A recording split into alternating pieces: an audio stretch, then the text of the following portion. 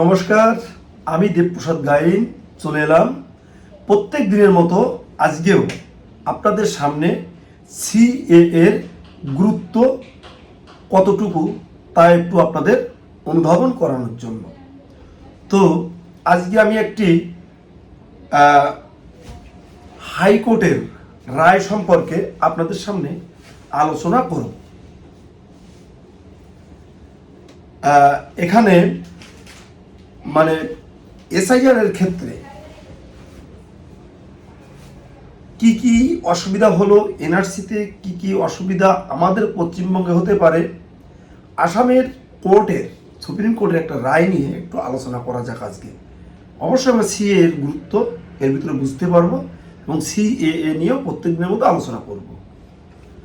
তো 15টি নথিতেও প্রমাণ হলো না নাগরিকত্ব, আসামের বাসিন্দাকে বিদেশি ঘোষণা করল হাইকোর্ট। আপনারা শুনলেন আমি যে কথাটি বললাম, 15টি নথিতেও প্রমাণিত হলো না যে এই ব্যক্তি ভারতীয় নাগরিক।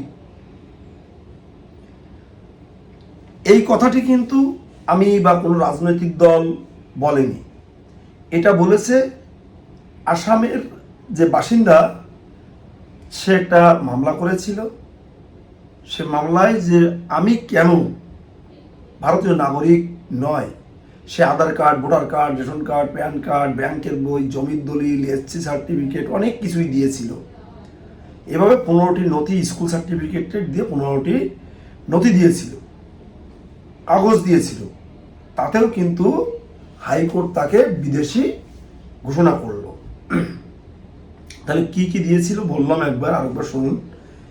স্কুল সার্টিফিকেট থেকে শুরু করে pan card, voter ID card সহ পকেটে ছিল ঠাসা নথি।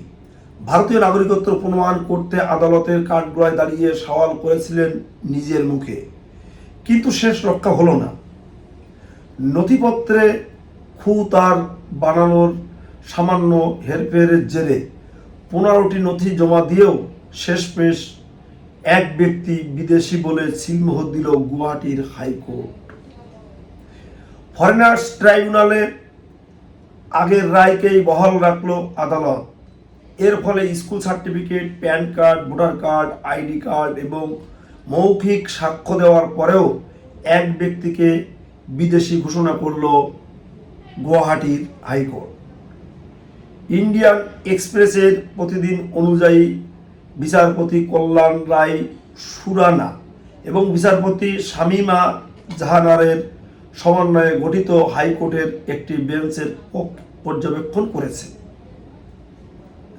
1990 সালের দশকে ভোটার তালিকায় বা সম্প্রতি নথিতে যে নামগুলো রয়েছে, আবেদনকারী নিজেই সেই ব্যক্তি তা কেবল মৌখিক স্বাক্ষর মাধ্যমে নিশ্চিত করা সম্ভব নয়। গত 30শে জুলাইয়ের আদেশে আদালত জানায়, যদি আবেদনকারী প্রমাণ হিসাবে 15টি নথি পেশ করেছে, তবুও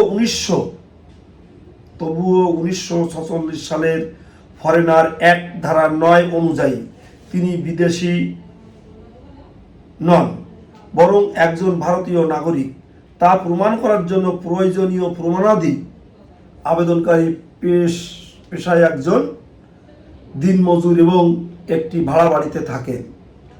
তার অভিযোগ, তদন্তকারী কর্মকর্তা তদন্তের পর একটি পক্ষপাত প্রতিবেদন জমা দিয়েছে। মানে যে তদন্তকারী অফিসারকে তদন্তের জন্য ভার দেওয়া হয়েছিল, তিনি নাকি একটু পক্ষপাতিত্ব করেছে যাতে তার নাগরিকত্বটা না থাকে। এই কারণে এটা তার বক্তব্য ছিল, যার উপর ভিত্তি করেই 2019 সালের 28শে ফেব্রুয়ারি ট্রাইব্যুনাল তাকে বিদেশি ঘোষণা করে। ট্রাইব্যুনালের সেই আদেশকে চ্যালেঞ্জ করে তিনি হাইকোর্টের রিট পিটিশন দায়ের করেছিল। নিজে ভারতীয় নাগরিকত্ব প্রমাণ করতে ওই আবেদনকারী বিভিন্ন সরকারি নথির মাধ্যমে তার পারিবারিক বংশলিপি তুলে ধরেন। প্রতিবেদন অনুযায়ী তিনি দাবি করেন, 1951 সালের জাতীয় নাগরিকপঞ্জিতে অর্থাৎ এনআরসি চড়াই খাসারা গ্রামে তাদের পরিবারের নাম অন্তর্ভুক্ত ছিল। কিন্তু প্রায় 56 থেকে 57 বছর আগে নদীর ভাঙনের কারণে তাদের পরিবারের চড়াই খাসরা থেকে ধোবড়াকুড়া গ্রামে চলে যেতে বাধ্য হয় এই পরিবারটি। এরপর ভোটার তালিকায় তাদের নাম অব্যাহত ছিল। আবেদনকারী আরও জানান, 1973 সালে তার দাদা ঘুঘু দোয়ার জমি কেনেন। পরবর্তীতে পরিবারের ভাগাভাগি হলেও তার বাবা মা ঘুঘুদুয়ার চলে যান এবং বানানের সামান্য তারতম্যের ফলে থাকলেও পরবর্তীতে ভোটার তালিকায় তাদের এই নামগুলো প্রতিফলন ঘটেছিল। 1988 সালের 1 মেতে জন্ম নেওয়া ওই আবেদনকারী তিনি প্যান কার্ড, ভোটার কার্ড, আধার কার্ড জমা দেন। তার যুক্তি ছিল বিভিন্ন নথিতে তার বাবা মা এবং দাদা নামের বানান যে ভিন্ন দেখা গেছে তা আসলে ওই ব্যক্তিকে নির্দেশ করে এবং এর কারণে তার ভারতীয় নাগরিকত্বের দাবি খাটানো হওয়া উচিত নয়। তবে আদালত এই যুক্তি গ্রহণ করেনি। উনি এত কিছু যুক্তি দিয়েছে, এত কিছু বলেছে, এত ডকুমেন্টস দেখিয়েছে, তারপর আদালত কিন্তু এই যুক্তি গ্রাহ্য করেনি। তার কারণ হয়তো নামের বানানে একটু ভুল ছিল বা একটু তারতম্য ছিল বাবার নামে বা তার পরিবারের নামে, যে কারণে তিনি কিন্তু আদালতকে সন্তুষ্ট করতে পারেনি। ট্রাইব্যুনালের চোখে নথির অসঙ্গতি। উনি যে এতক্ষণ যে প্রতিবেদনগুলো বলল তার জবাবে ট্রাইব্যুনালের বিচারপতিরা তাদের চোখে তারা কি দেখেছিল, কি বলছে, মামলাটি পর্যবেক্ষণ করেছিল, সেটা আপনারা একটু মন দিয়ে শুনুন। মামলাটি পর্যালোচনার সময় 1979 সালের ভোটার তালিকার এন্ট্রি বা নামগুলোকে বিবেচনায় নেয় ট্রাইব্যুনাল, যেখানে মোট নথি ছিল। তদন্তে দেখা যায় ওই তালিকায় থাকা দুটি নাম আবেদনকারীর পরিবারের সদস্য হিসাবে প্রমাণিত হয়নি। এর পাশাপাশি সদস্যদের বয়সের ক্ষেত্রেও বড় ধরনের অসঙ্গতি খুঁজে পাওয়া যায় এই ট্রাইব্যুনাল। উদাহরণস্বরূপ 1979 সালের ভোটার তালিকায় যে ব্যক্তির বয়স 25 বছর উল্লেখ ছিল, 1989 সালের ভোটার তালিকায় তার বয়স দেখানো হয়েছে 29 বছর, অর্থাৎ 10 বছর বয়স বেড়ে মাত্র 4 বছর। আদালত আরও লক্ষ্য করেছেন, ধোবাকুড়া, ঘুঘুদোবা এবং হাঁসদোভা এই তিনটি ভিন্ন গ্রামের নামগুলির উপস্থিতি আসলে তিনটি আলাদা পরিবার ইউনিট বা ভিন্ন একেবারে। 1985 সালের ঘুঘুদোবা পরিবারের এবং 1997 সাল থেকে বসবাস করা হাঁসদোভা পরিবার থেকে সম্পূর্ণ আলাদা। ফলস্বরূপ ট্রাইব্যুনাল রায় দেয়,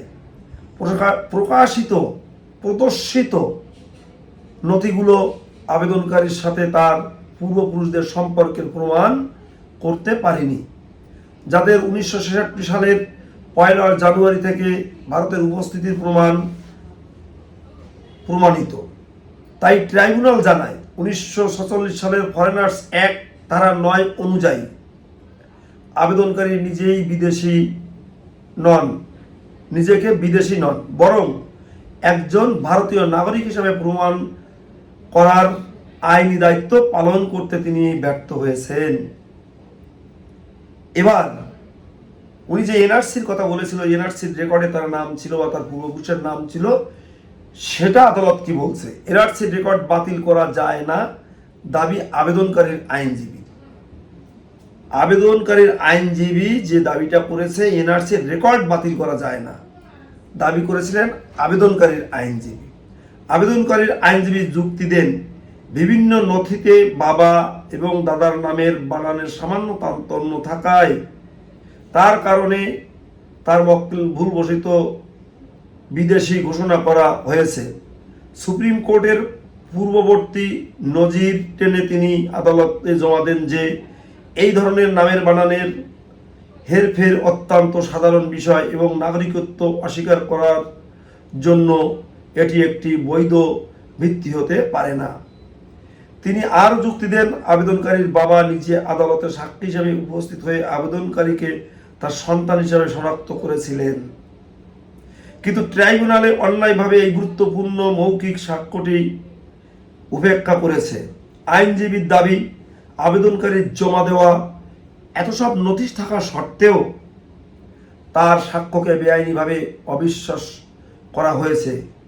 অনুরূপ একটি মামলার পূর্ববর্তী রায়কে উল্লেখ করে আইনজীবী বলেন, এনআরসির রেকর্ড যেহেতু কম্পিউটার জেনারেট অর্থাৎ কম্পিউটার দ্বারা তৈরি, তাই এটি একটি গ্রহণযোগ্য এবং নির্ভরযোগ্য প্রমাণ। কেবল যুক্তিগত বা প্রগতি যুক্তিতে ত্রুটির অজুহাত এটিকে বাতিল করা সমীচীন নয়। মেলেনি তাতেও কোনো স্বস্তি। সমস্ত দিক পর্যালোচনা করার পর গুয়াহাটির হাইকোর্ট জানায়, ফরেনার্স ট্রাইব্যুনাল নথিপত্র এবং প্রমাণাদি মূল্যায়নের ক্ষেত্রে কোনো আইনে ভুল করেছে তা প্রমাণ করতে আবেদনকারী সর্বাই ব্যর্থ। ট্রাইব্যুনালে কোনো অপ্রাসঙ্গিক বিষয়ের উপর নির্ভর করেছে কিংবা আইনকে উপেক্ষা করে বা আইনের বিধি লঙ্ঘন করে এই সিদ্ধান্ত নিয়েছে, এমন কোনো প্রমাণ হাইকোর্ট খুঁজে পায়নি। পুরো বিষয়টি খতিয়ে দেখার পর হাইকোর্টের ট্রাইব্যুনালের আদেশে হস্তক্ষেপ করার মতো কোনো ভিডিও বা বেআইনি কিছু খুঁজে পায়নি। ফলস্বরূপ আবেদনকারীর রিট পিটিশন খারিজ করে দেওয়া হয়। আদালত স্পষ্ট জানিয়ে দেয়, 2019 সালের 28 ফেব্রুয়ারি ট্রাইব্যুনালে আদেশের পরবর্তী আইনি প্রক্রিয়া আইন অনুযায়ী কার্যকর হবে। আবেদনকারীর উপস্থিতি নথিপত্র। আবেদনকারীর উপস্থিত নথিপত্র আবেদনকারীর সাক্ষ্য প্রমাণ হিসাবে 1951 থেকে 2015 সাল পর্যন্ত মোট 15টি নথি তিনি ওখানে উপস্থাপনা করেছিলেন। সেগুলো কি আপনারা একটু দেখুন। আবেদনকারীর পিতা নামে 1951 সালের এনআরসির অনুলিপি 1। 2 নম্বর, আবেদনকারীর পিতা, দাদা, দাদি, সৎ দাদি এবং পরিবারের অন্যান্য সদস্যদের নাম 1951 সালের এনআরসির কম্পিউটারাইজ অনুলিপি। 3। 1966 সালের ভোটাধিকার বা ভোটার তালিকার প্রত্যয়ী অনুলিপি যাতে আবেদনকারীর দাদা, দাদি ও সৎ দাদির নাম রয়েছে। 4। 1970 সালের ভোটার তালিকায় প্রত্যয়িত অনুরূপ যাতে আবেদনকারীর পিতা, দাদা, দাদি ও পরিবারের অন্যান্য সদস্যদের নাম রয়েছে। 5। 12 সেপ্টেম্বর 1973 তারিখে আবেদনকারীর দাদার নামের মূল জমির ক্রয় করার দলিল। 6।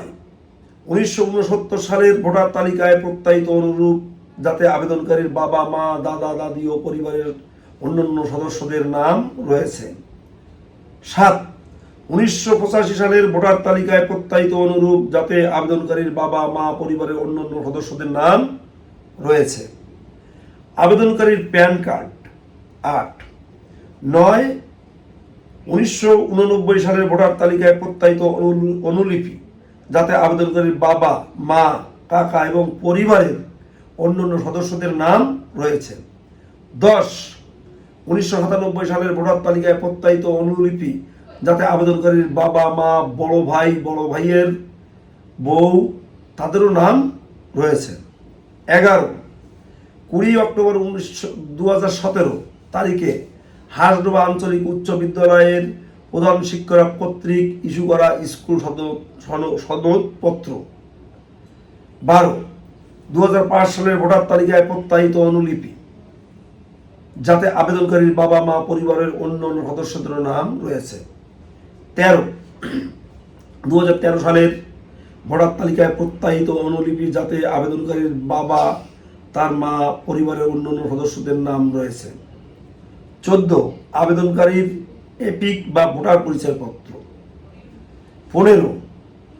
2015 সালের ভোটার তালিকায় প্রত্যায়িত অনুলিপি যাতে আবেদনকারীর বাবা, মা, পরিবারের অন্যান্য সদস্য, আজকের দিন পর্যন্ত যে সমস্ত পরিবারের ছোট বড় এবং সর্বশেষ যে ব্যক্তিটি রয়েছে তাদেরও ভ্যালিড ডকুমেন্টস। সূত্র ইন্ডিয়ান এক্সপ্রেস। এই প্রতিবেদন আমি আপনাদের সামনে এতক্ষণ পড়লাম, জানি আপনাদের ধৈর্যের বিচ্যুতি ঘটেছে, তবে যারা একটু মন দিয়ে আমার এই প্রতিবেদনটা দেখলেন তারা আজকে ভালো করে শুনবেন। 15টি নথি জমা দিয়েও তারা কিন্তু ভারতীয় নাগরিকত্বের প্রমাণ দেখাতে পারেনি।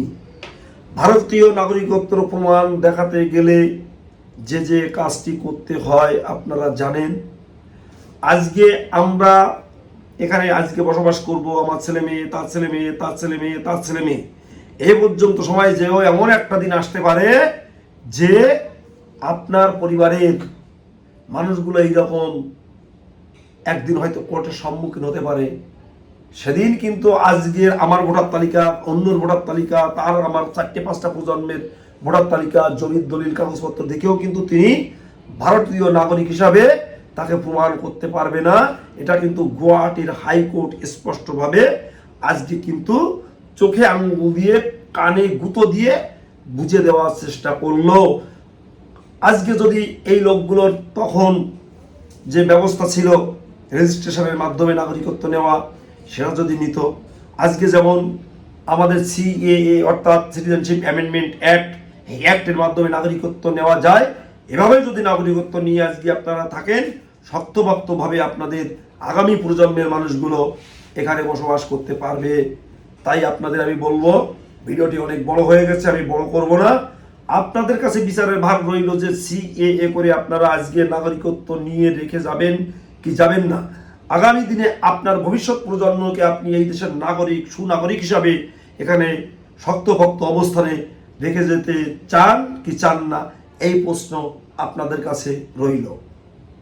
তাই আজকের মতো আমি আমার বক্তব্য এখানে শেষ করব।